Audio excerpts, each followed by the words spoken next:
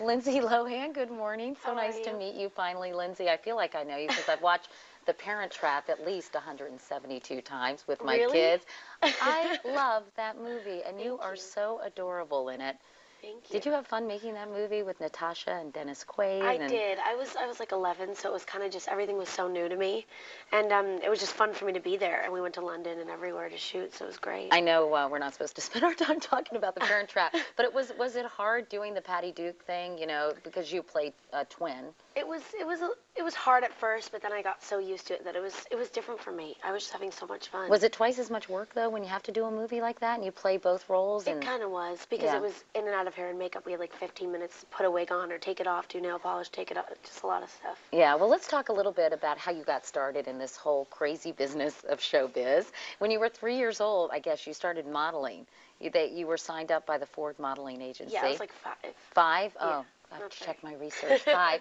But I did read that you were the first redhead ever to be signed by Ford. I've heard that too. I don't know if that's true or not, but I've heard that. So you moved from modeling to acting. How did you make that transition?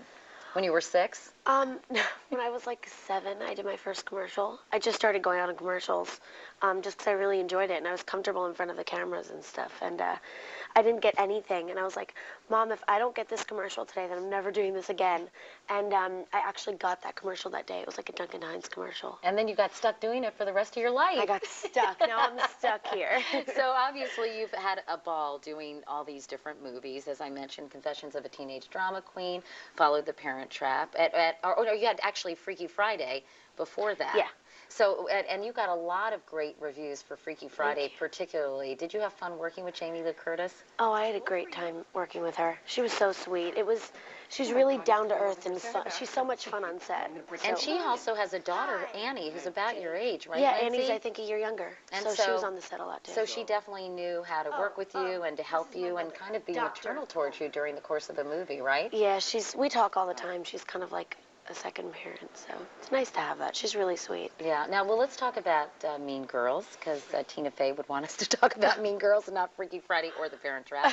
Tell me a little bit about your character. As I mentioned, she's kind of trying to learn the ways of suburban high school. She grew up in Africa, and suddenly she finds herself in suburbia, and it's more of a jungle there than it was in Africa, right? I think for anyone going into high school and have never been experiencing any type of school with being around other kids, it's going to be so difficult. And kids in school now are so much more judgmental than they used to be in terms of like what groups you're in and stuff, and all you want to do is be accepted. So my character kind of goes through that and struggles a little bit. Is it as bad as it seems in the movie? I know that you went through 11th grade in high school and then you were homeschooled, right? Yeah. But during your high school years, was it really as cliquey as it is in the movie? I mean, they have you know, all the different cliques in the cafeteria sitting at different tables, and it's even much more elaborate than the geeks. I mean, it's the right? I mean, all the different groups. Yeah, I mean, it's not as bad as it is in the movie. You can obviously go that extra mile, but it gets kind of catty in school. I mean, the whole fighting over the boys is realistic. The three-way Right.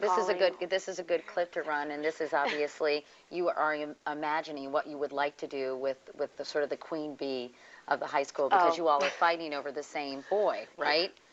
So, tell me a little bit more about making this movie with Tina and with the rest of the cast, and what was that experience like for you?